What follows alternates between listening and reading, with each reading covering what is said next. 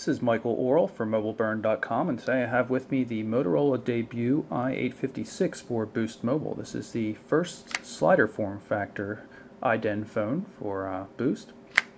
Take a quick look at the exterior hardware controls. We've got a speakerphone toggle up here, volume controls, and of course the dedicated push-to-talk button. Not too much to see on the back until you open it up, which reveals the 1.3 megapixel fixed focus camera. On the right edge, all we have is the cover for the 3.5mm stereo headphone port, which is nice because you can use regular headphones without an adapter. If you want to store music on the device, however, you need to stick that into a micro SD card, which requires that the back be removed. You can see the micro SD card goes right here where my thumb is. Also a SIM card and a battery. The keypad itself is a normal 12-key keypad. It's very flat, a little bit of a rubbery feel to it, enough tactile feedback to be usable. Not a real fan of the flat D-pad though. It works, everything clicks nicely when you press it, but I just don't really like flat D-pads like that.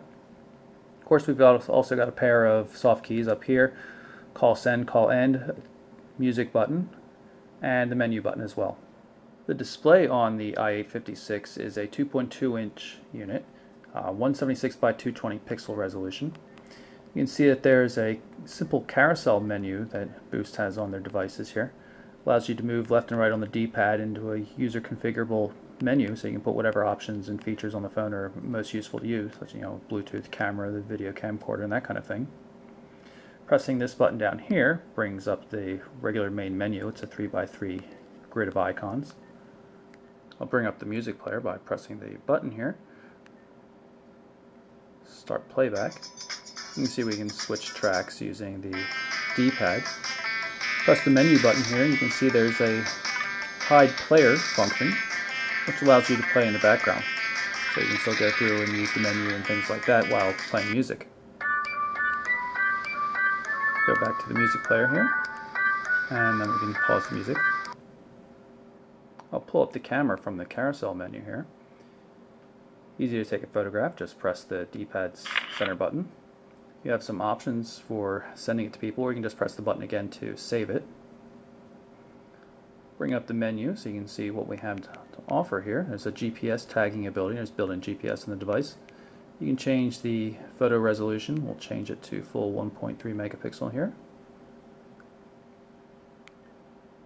Can also switch to video mode. Now we're recording a little bit of video.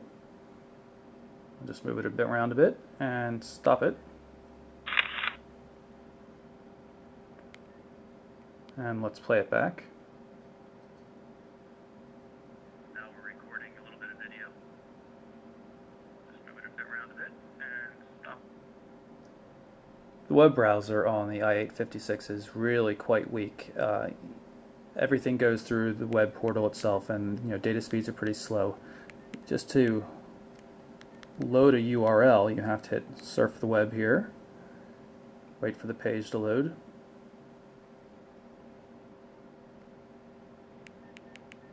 and then go all the way down to enter site, load another page, click. Then you can start typing. Now, luckily there's a history here, so I can at least save myself the burden of typing MobileBurn.com. Of course, once I've entered it in, then I have to pull up options and hit accept before it actually starts loading the page. It's really very cumbersome. The page looks okay though once it's loaded.